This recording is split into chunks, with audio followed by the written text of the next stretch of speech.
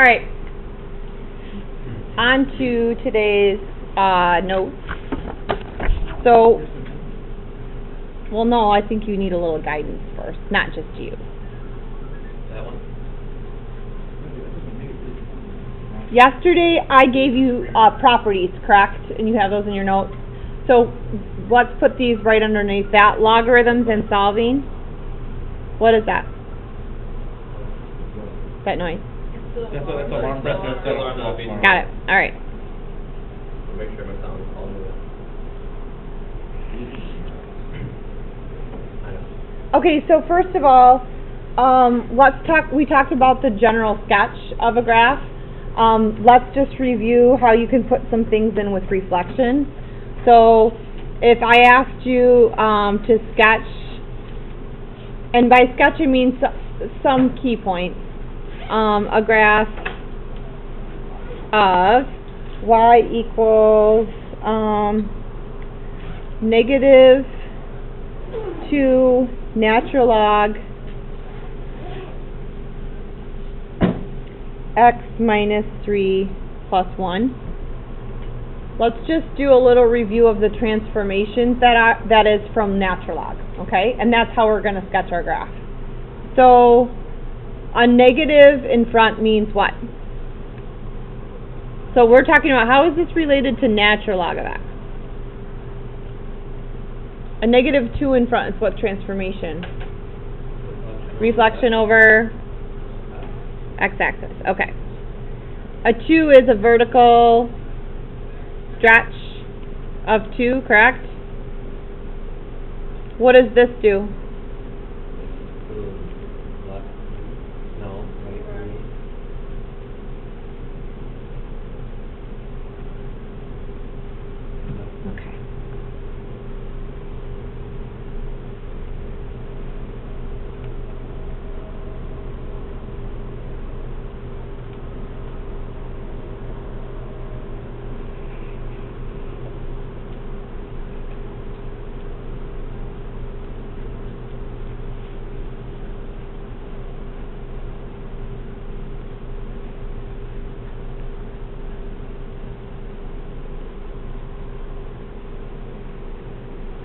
I am with a pencil, if I can find like one of the 3 pencils that I started the day with. Okay, got one. I am going to sketch a graph of natural log x, and I'm simply going to sketch my new graph by doing these things to it. Really, here are the key points of a log graph. Asymptote. Where's the asymptote?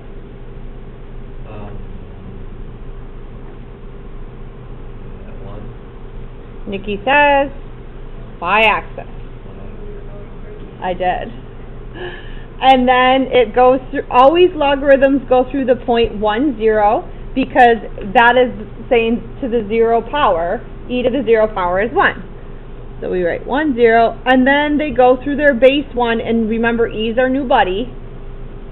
What is e's value about? 2.7-ish. So I'm going to go like 2.7-ish, so right there, 1. So I'll write e comma 1. And then, so this is natural log of x because then I'm going to do a stretch and a reflect over the x-axis and all that good stuff.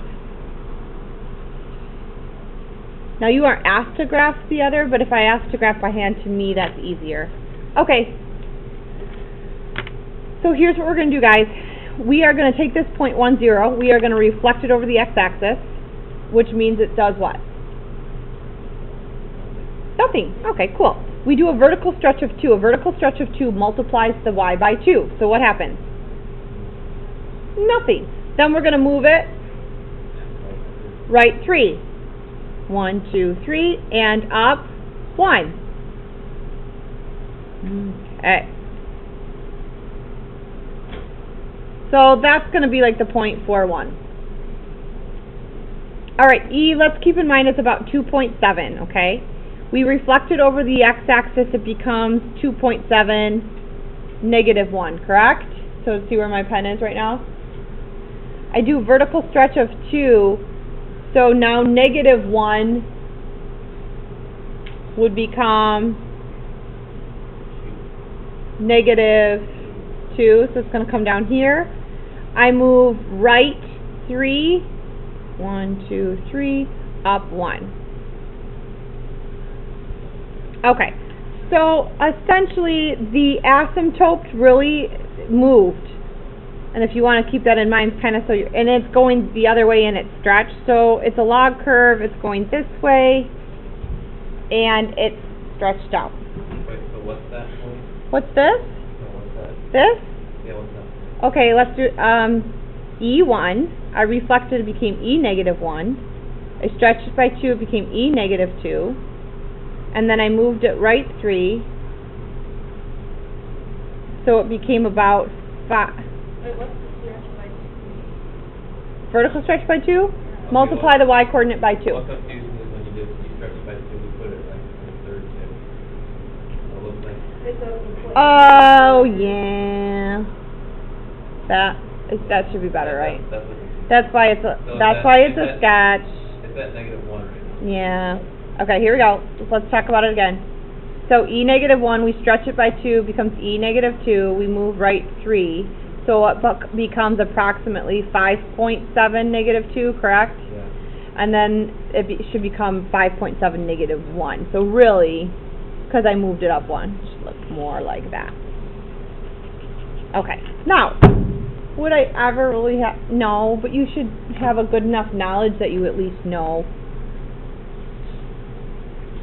how to do that.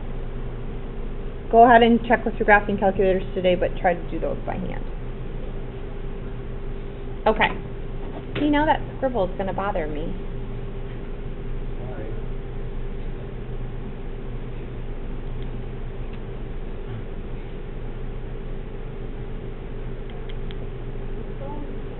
Yeah. You want them to feel like they're getting the whole class experience, don't you think? Well, Job is not here. Let's go apart. What's that? Job is not here. Let's go apart. Alright. You know, Job is one off. See, now Jobin's going to hear you when he listens to this tonight. Alright, just You think saying. Job is going to listen to this? Hi, Joe. Let's put a code word in and let's see if he does listen, We okay? can see who listens. Totally. That's We a great can, idea. okay. That's a great idea. And you guys have to swear to secrecy you're not going to tell anybody the code word. And, like, you got to remind me, too, because on the way into class, I'll just ask them, like, what's the code word? Okay, what should we make it, guys? Let's make it Jobin. Jobin. Serious? Let's make it Jobin. Jobin. Okay, code word, Jobin. At the beginning And of it's class, at 8, it's coming at 8:02 into the recording. and at the beginning of class, you got to summary Jobin, and that's it. Yeah, There's you're, a word, okay, just right. Jobin. Jobin, all you gotta do is when you're walking in class, come up to me very quietly and say Jobin if you've watched this video. That's it. That is Love a it. great idea. Okay, No, cool. Now, if Jobin watches it, he's gonna be Jobin's really the only one that pissed. watches it. He's gonna be really, really mad. Jobin, I might you're get not done, I but might get a hate Jobin, email tonight. quiet. All right, here we go. Sorry, focus. All right, so 2 examples where we use logs to solve. The first, I'm gonna just give you a log property. And I make, again, remember when I make things up on the fly, sometimes, yeah, that doesn't work out as well as I really want, but I'm gonna try it.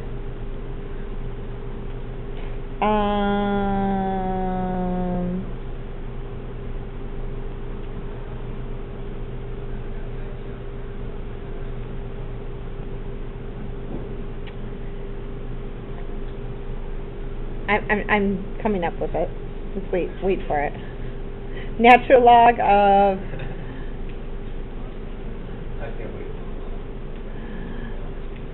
Then you can know who actually paid attention. okay, so, I'm gonna use some log properties to try to put some of these things together. So yesterday we talked about how, if I have a difference, how can I write that as one thing in terms of a log? Very nice. This is like the natural log of y over 2. And that 2 in front means it used to be a squared, correct? So this is like the natural log of x squared times x, which is x cubed.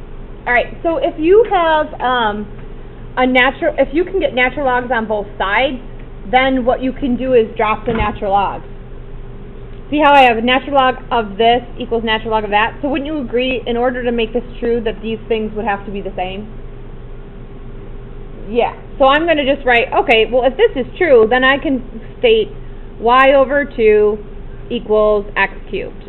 Ooh, I'm almost done. This turned out nice. It never turns out nice when I make them up. Well, how would I solve for y?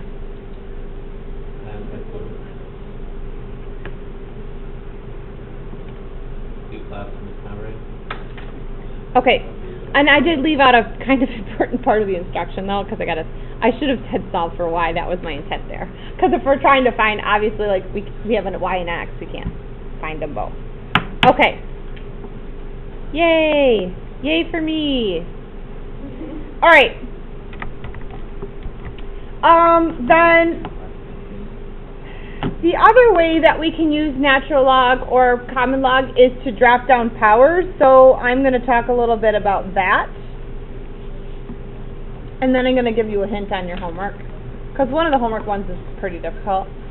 So, all right. You have done this, I think, already. Some of you did it from the exponential section. But if I asked you to solve, and this time we'll solve for x, 5 plus e to the 0.07x equals, I don't know, 7. Okay, and I want you to do this algebraically. What we can do is first isolate this expression and then use logs to bring down the power. So the first thing I'm going to do is subtract 2 from both sides. So I'm going to write e to the 0.07x equals 2. Are we all okay with that? Yeah. Okay. Now, I can take the natural log of both sides. So I take the natural log of this side, and the 0.07 comes to the front.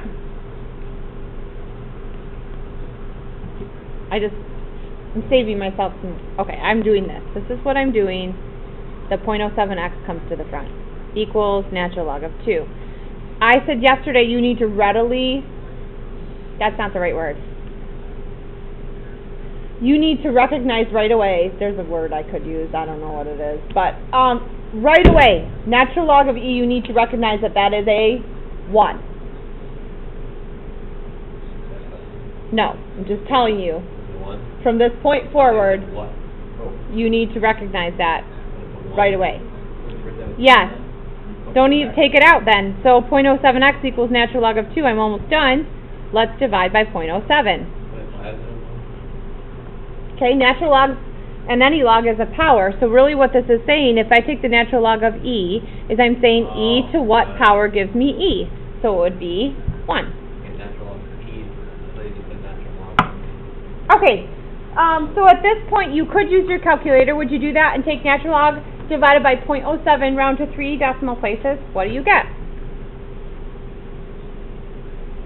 By the way, if this was on the AP test and it was non-calculator, you'd just leave it like this.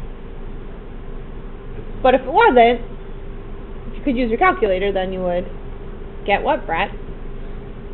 9.902. 9.902, you said?